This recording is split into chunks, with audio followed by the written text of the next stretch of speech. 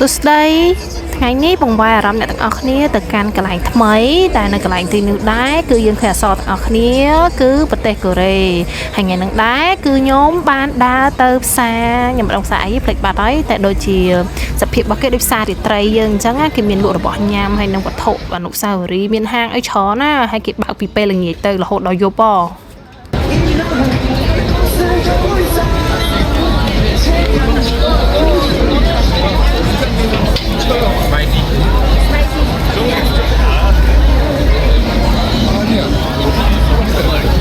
និយាយពីថា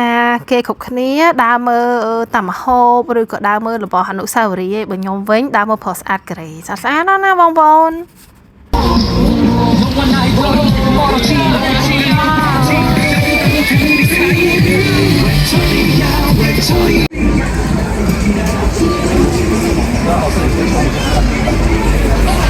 ហើយកន្លែងដែលខ្ញុំទៅនឹងដែរគឺដូចជានៅអ៊ីនឈុនហើយប្រហែលជាចិត្តមិនប្រហែលជាចិត្តទេគឺចិត្តសមុទ្រហើយពេលទៅដល់ហ្នឹងមិនឃើញអ្នកទាំងអស់គ្នាឃើញហើយគាត់លក់ជារបៀបខ្វាប់ដូចខ្ញុំមិនដឹងស្អីអានឹងប៉ៅហឺឬក៏ស្អីធំធំស្រស់ៗណាមកយាយមើលសិនស៊ូឈីហ្នឹងគាត់វ៉ាវមកយាយទិញនំកាក់ញ៉ាំហ៎វ៉ានិយាយទៅពេលដែលទៅដើរសាររាត្រីហ្នឹងទៅអ្នកនរគ្នាឃើញនៅក្នុងរូបហ្នឹងគឺមានរបស់ញ៉ាំប្លែកៗច្រើនណាកន្លែងរបស់ខ្លះយើងអត់ដែរមានទេតែរបស់ខ្លះក៏យើងមានដែរហើយយើងធ្លាប់ដូចខ្ញុំធ្លាប់ឃើញដូចកន្លែងខ្លះខ្ញុំធ្លាប់ទៅញ៉ាំនៅប្រទេសចិនអញ្ចឹងហើយខ្ញុំស្រឡាញ់ថងថាកន្លែងគាត់ណាពេលដែលទៅកូរ៉េហ្នឹងពេលដែលយើងឃើញញ៉ាំសាច់ជៀមគឺសាច់ជៀមដុំហ្មងគឺថាញ៉ាំពេញមាត់ហ្មងហើយបើសាច់គោគឺសាច់គោអាសាច់គោដូច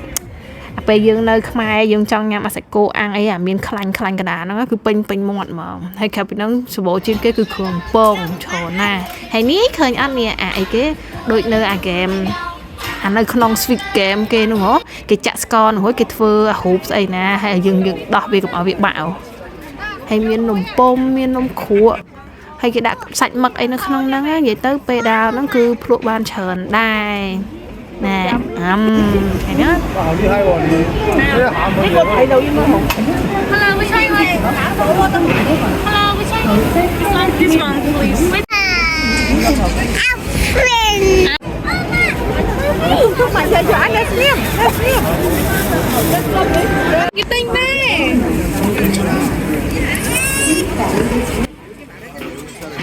mình nèទាំងអស់គ្នាឃើញហើយគឺថាលឺសលេងទាំងអស់ហ្មងខ្ញុំទៅនឹងជាលក្ខណៈគ្រួសារហើយច្រើនគ្នាដល់ពេលអញ្ចឹងម្នាក់ទិញមួយម្នាក់ទិញមុខដល់ពេលខ្លាំងជាងគេដល់កន្លែងលក់ក្រែមហើយនឹងស្ករតាំងម៉ែស្រែកយកសុំមួយស្រែកពេញនឹងណាកាអូសូដាផាប់បងនេះ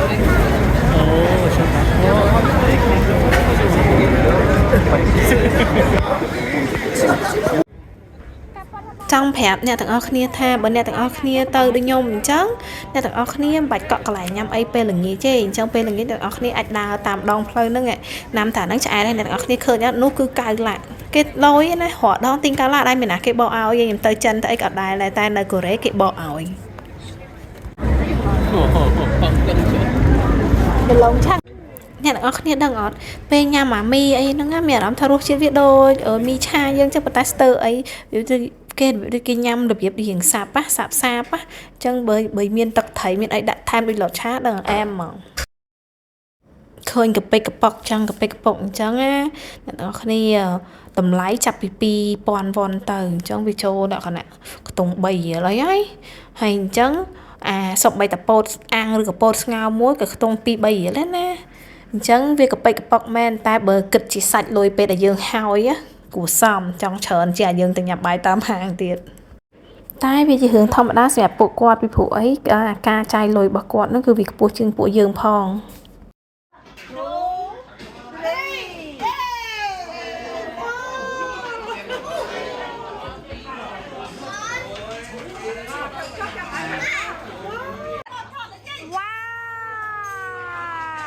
ចឹងសរុបសេចក្តីមកដើរលេងនៅកូរ៉េ